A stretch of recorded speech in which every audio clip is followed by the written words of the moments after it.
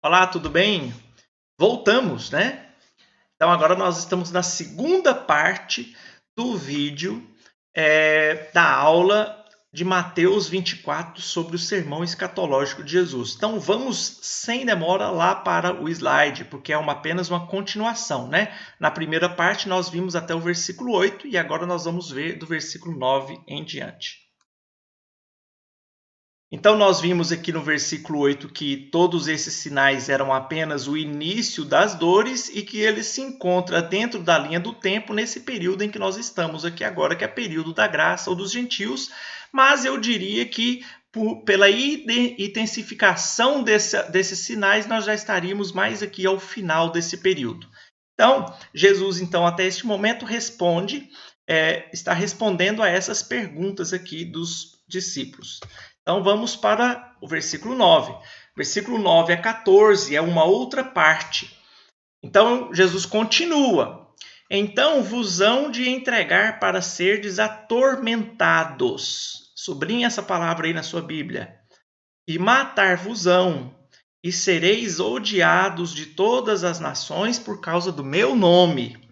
Nesse tempo, muitos serão escandalizados e trair-se-ão uns aos outros, e uns aos outros se odiarão. E surgirão, olha, de novo, muitos falsos profetas e enganarão a muitos. E por se multiplicar a iniquidade, o amor de muitos esfriará. Mas aquele que perseverar até o fim, este será salvo. E este evangelho do reino será pregado em todo o mundo, em testemunho a todas as nações, e então virá o fim. Então, até aqui, Jesus está falando de sinais que acontecerão antes do fim. Então, se é antes do fim, deve ser sinais que estão acontecendo antes dessa parte aqui, que é o fim. A gente entende fim na sua segunda vinda, né? Não o fim do mundo, mas a sua parousia, a sua segunda vinda, inicia os eventos do fim do mundo. Então, todos esses sinais ainda não são o fim. Então, onde é que se enquadra, então, esses sinais que ele fala aqui do versículo 9 ao versículo 14? Esses sinais são atormentados. Então, veja que por que eu falei para você sublinhar essa palavra atormentados? Porque essa palavra atormentados é tilipsis, que é a mesma palavra utilizada para tribulação. Então, você pode substituir essa palavra atormentados aí na sua Bíblia. Eu estou aqui na ACF, por tribulados, atribulados. Então vos hão de entregar para serdes atribulados, ou sofrereis tribulação. Então a gente já tem uma dica de onde é que Jesus está falando, né? E serão mortos, serão odiados e mortos por amar a Cristo. Muitos serão escandalizados e haverá muita traição. Até lá em Lucas fala até traição entre parentes, né? Mais uma vez surgem falsos profetas, surgirão nesse período. Então, estes sinais do versículo 9 ao 14, Jesus está falando de qual período? Neste ponto, Cristo se refere ao período inicial da grande tribulação. Mas estes sinais se intensificam ao final. Então, esses sinais do versículo 9 até o versículo 14, Jesus está se referindo não aqui aos princípios das dores, porque o princípio das dores nós vimos que é até o versículo 8, mas ele está se referindo a este período inicial da grande tribulação. Lembra que a grande tribulação tem dois períodos? Um período de repentina paz, de aparente paz, e depois as tribulações vão começar a se intensificar. Então, desse versículo 9 ao versículo 14, nós enquadramos ele na nossa linha do tempo, já no período da grande tribulação, porque a palavra tribulação já é dita por Cristo aqui, Então, quando ele fala esse então, está falando então depois dos princípios das dores. Esse então é assim, depois desse período, vos hão de entregar para serdes atribulados. Então, ele já está falando da grande tribulação aqui, mas não daquele período mais trágico da grande tribulação, mas aquele período inicial da grande tribulação, ok? Então, vamos continuar. Então, Jesus continua no versículo 15 em diante. Então, nós já vimos aqui que até o versículo 8, Jesus fala de sinais que acontecerão nesse período em que nós estamos vivendo, e ele chama isso de princípios das dores. Depois do versículo 9 até o versículo 14, ele traça outros sinais que são esses, que nós podemos enquadrá-los aqui nesse período inicial da grande tribulação, né? E agora ele vai começar a falar de outro período, um período que Marcos descreve com muita propriedade lá em Lucas, no capítulo 21. Esse período que nós vamos ver agora, dos versículos 15 até o 22, é o período que mais tem confusão na interpretação desse texto, porque é uma profecia de duplo cumprimento. Essa profecia e estes eventos narrados por Jesus, no versículos 15 até o versículo 22, eles se referem a dois períodos distintos. Quer ver? Vamos continuar lendo. Quando, pois, virdes a abominação da desolação de que falou o profeta Daniel, está no lugar santo. Quem lê, entenda. Então, veja que eu coloquei aqui de azul e não coloquei de vermelho. Então, os que estiverem na Judéia, fujam para os montes, e quem estiver sobre o telhado, não desça para tirar alguma coisa de sua casa. E quem estiver no campo, não volte atrás a buscar as suas vestes. Mas ai das grávidas e das que amamentarem naqueles dias. E orai para que a vossa fuga não aconteça no inverno, nem no sábado, porque haverá então grande aflição. Olha a palavrinha tilipsis aqui de novo. Troca aflição por tribulação, porque haverá grande tribulação como nunca houve desde o princípio até agora, nem tampouco há de haver. E se aqueles dias não fossem abreviados, nenhuma carne salvaria, mas por causa dos escolhidos serão abreviados aqueles dias. Então, a maioria das pessoas, dos intérpretes, interpreta isso que está aqui em azul como uma referência à grande tribulação, a esse período final aqui da grande tribulação. E estão certos. Só que esse período aqui também, ele pode ser enquadrado neste período aqui da queda de Jerusalém. Então, veja só. Quando Jesus fala que a abominação da desolação de que falou o profeta Daniel está no lugar santo, eu sempre aponto este episódio em dois momentos. Um momento na história que já aconteceu, quando o general Tito entra na cidade de Jerusalém para destruir o templo. Então, quando o general Tito ele entra na cidade para destruir o templo, houve o cumprimento histórico desta parte. Então, essa parte aqui, esse versículo 15, ele está se referindo, do versículo 15 ao versículo 22, está se referindo tanto à queda de Jerusalém, quanto à grande tribulação. É aquilo que na escatologia a gente chama de profecia de duplo cumprimento. Por que duplo cumprimento? Porque ele tem já teve um cumprimento literal histórico, mas ele também aponta para um outro evento futuro que ainda não aconteceu. Então, lembre-se, desse versículo 15 ao versículo 22 é uma profecia de duplo cumprimento. Veja que lá em Lucas capítulo 21, quando fala, ai das grávidas, quem estiver no telhado não volte, lá em Lucas faz questão de colocar enfaticamente que este período se referia à queda de Jerusalém, porque Lucas diz o seguinte, então quando virdes Jerusalém cercada, fujam da cidade, não voltem. Então, lá no livro de Lucas deixa claro que esta parte da profecia é também para este período da queda de Jerusalém.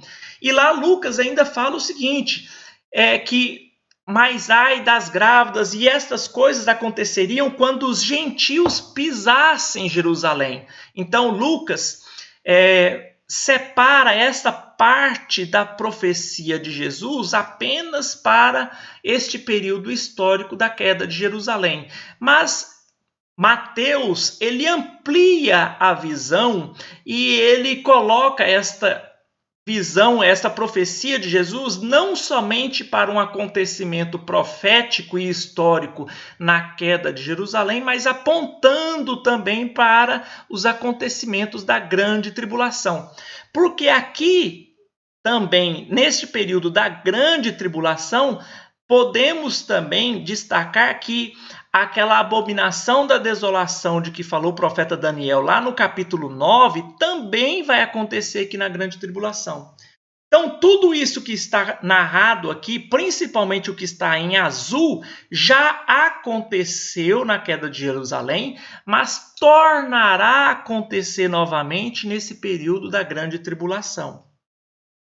Quando aqui fala, e se aqueles dias não fossem abreviados, nenhuma carne se salvaria, Jesus está falando tanto dessa queda, que durou a invasão aqui de Roma em Jerusalém e a queda de Jerusalém durou apenas 5 meses.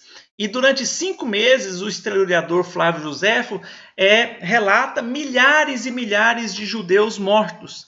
Então, este período aqui também foi abreviado, essa tribulação que ocorreu aqui também foi abreviada, assim como essa que ocorrerá aqui também há de ser abreviada, por quê? Por causa dos escolhidos. Por causa dos escolhidos, tanto os escolhidos aqui, quanto os escolhidos daqui. Ok? Então, essa é a parte mais difícil do capítulo 24 de Mateus. Então, olha, fujam, não voltem para casa. Este texto está específico lá em Lucas 21. Se você já viu o vídeo de Lucas 21, você vai perceber que quando fala esses sinais, lá está dizendo especificamente para a queda de Jerusalém. Ordem para não ser no sábado, né? Porque o judeu não podia correr no sábado, né? Então, veja, este trecho, esse trecho aqui, do versículo 15 até o versículo 2, ela está se referindo tanto à queda de Jerusalém, quanto à grande tribulação. Então, ela se refere a este período e a este período. Ok? Então, esta é a colocação, né? É onde nós colocamos e alocamos essa parte da profecia na nossa linha temporal. Então, vamos agora mais adiante. Mais adiante, então, nós vemos então aqui do versículo 27 ao 31, que quando Jesus termina as respostas, agora Jesus vai completar as respostas, porque então Jesus já respondeu de um período que é este que a gente está vivendo, da graça, já respondeu também para um período que nós podemos enquadrar aqui no início da grande tribulação, e um período de uma profecia de duplo cumprimento que vale tanto para a queda de Jerusalém como para o final da grande tribulação. Agora, Jesus vai iniciar a responder esta segunda pergunta aqui, ó, que sinal haverá da sua vinda, da segunda vinda? Então, do versículo 27 ao versículo 31, Jesus está falando da sua segunda vinda. Versículo 27, porque assim como o relâmpago sai do Oriente e se mostra até o Ocidente, assim será também a vinda do Filho do Homem. Pois onde estiver o cadáver, aí se ajuntarão as águias. E logo depois da tribulação, tá vendo que isso que Jesus está falando aqui agora é um evento depois da tribulação. Logo depois da tribulação daqueles dias, olha quais são os sinais da vinda. O sol escurecerá, a lua não dará sua luz, e as estrelas cairão do céu, e as potências do céu serão abaladas. Então aparecerá no céu o sinal do Filho do Homem, e todas as tribos e todas as terras se lamentarão, e verão o Filho do Homem vindo sobre as nuvens do céu com poder e grande glória. E ele enviará os seus anjos com grande clangor de trombetas, os quais ajuntarão os seus escolhidos desde os 4 ventos da terra. Então, veja só, agora Jesus está respondendo a segunda pergunta, sinal que antecede a sua segunda vinda. Então veja só. Primeira coisa que nós podemos destacar é que estes sinais que Jesus está falando agora vai acontecer quando? Após a tribulação. Olha aqui, e logo após a tribulação. Então, está falando de eventos depois dessa tribulação aqui, ó. Ok? E aí, veja que eu coloquei aqui em destaque amarelo essas três frases. Se mostra, então aparece e verão. Por quê? Porque nós temos pessoas, alguns teólogos, que dizem que nesta parte aqui do texto, eles usam esse texto do versículo 27, para se referir ao arrebatamento secreto de Jesus, falando que Jesus vai vir secretamente, assim como o relâmpago sai do Oriente e se mostra no Ocidente, assim será a vinda do Filho do Homem. Só que quando Jesus utiliza o exemplo do relâmpago, ele não está se referindo à velocidade que o relâmpago sai do Ocidente e chega ao Oriente. Sai do Oriente e chega ao Ocidente. Ele está se falando da visibilidade. Veja só, um dos sinais é que o sol escurecerá e a lua não dará sua luz. Ou seja, haverá densas trevas na terra. Então, veja só, quando há densas trevas na terra e você vê um relâmpago no céu, se esse relâmpago acontecer lá no Oriente, ele será mostrado até o Ocidente, ele será visível até ao Ocidente, porque o relâmpago no meio das trevas, ele se torna visível. Então, a ideia do relâmpago não é a ideia de piscar de olhos, de rapidez, mas de visibilidade.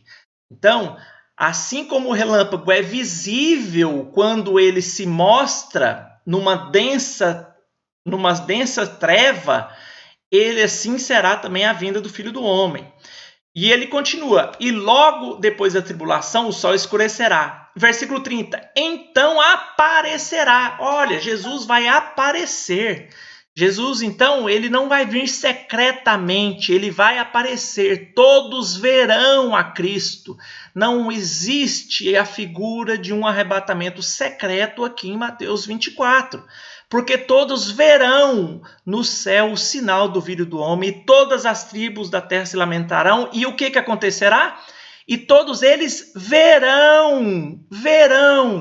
Não existe a figura do arrebatamento secreto em Mateus 24, porque a sua segunda vinda, Jesus está respondendo qual pergunta aqui agora? Essa aqui, ó.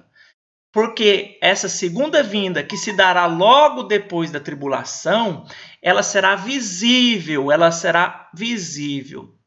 Jesus aparecerá no céu e todos verão o Filho do Homem vindo sobre nuvens com grande poder e glória. E não só será visível, mas será audível, porque os anjos tocarão um grande clangor de trombetas. Então não existe segunda vinda, arrebatamento secreto de Jesus em Mateus 24, porque aqui em Mateus 24, quando o próprio Jesus diz como será a sua vinda, fala que será visível como um relâmpago nas densas trevas, ele aparecerá no céu e todos verão com grande clangor de trombetas. Como é que isso é invisível e ninguém vai ouvir? Se todos verão, por que ninguém vai ver? Então, esse texto está falando dos sinais da sua segunda vinda. E aí, veja só, depois que ele aparecer visivelmente, todo olho ver o Filho do Homem, e os anjos tocarem grande clangor de trombetas, o que acontece? Os quais ajuntarão os seus escolhidos dos quatro ventos de uma a outra extremidade. Esses os quais serão ajuntados aqui está se referindo ao arrebatamento da igreja. Então veja que o próprio Jesus Cristo diz que o evento chamado segunda vinda, ele se dará concomitantemente com o arrebatamento. É na hora que Jesus se mostra e que todos verão com grande clangor de trombetas, é que os seus escolhidos serão ajuntados. O nome disso é arrebatamento. Então, o arrebatamento vai acontecer ao mesmo tempo da segunda vinda. Segunda vinda e o arrebatamento são eventos que acontecem no mesmo instante. Isso é o que o próprio Jesus disse ao responder o sinal da sua segunda vinda. Tá bom? Então, o próprio texto, ele explica-se por si só. O problema é que as pessoas pegam versículos separados, tiram o versículo do seu contexto maior e acabam não entendendo. Basta ler todo o contexto maior que a própria Bíblia se autoexplica. A Bíblia explica a própria Bíblia. O que você não pode fazer de maneira nenhuma em hermenêutica é você pegar um versículo separado e querer interpretá-lo longe, fora do seu contexto maior. Então, perceberam aqui que do versículo 27 até o versículo 31, o próprio texto mostra que a segunda vinda será visível e no momento dessa segunda vinda, que é visível e audível, acontecerá o arrebatamento da igreja. Tá bom? Vamos dar mais uma pausa agora para a gente continuar a terceira parte deste vídeo, para a gente não ficar também muito grande, ok? Vamos dar uma paradinha e aí nós iniciamos logo após essa paradinha a nossa terceira parte para a gente pegar a parte final do capítulo 24 de Mateus.